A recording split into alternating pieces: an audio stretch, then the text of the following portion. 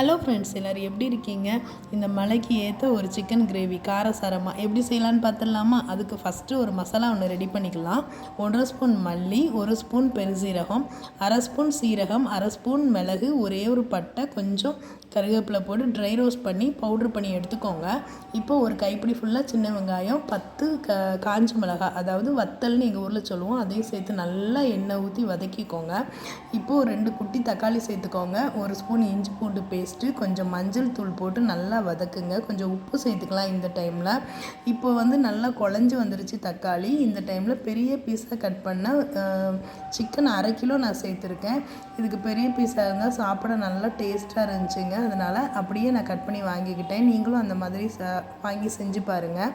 நல்லா பரட்டி விட்டுட்டு மூடி வச்சுக்கலாம். தண்ணி எதுவும் நம்ம சேர்க்கலை.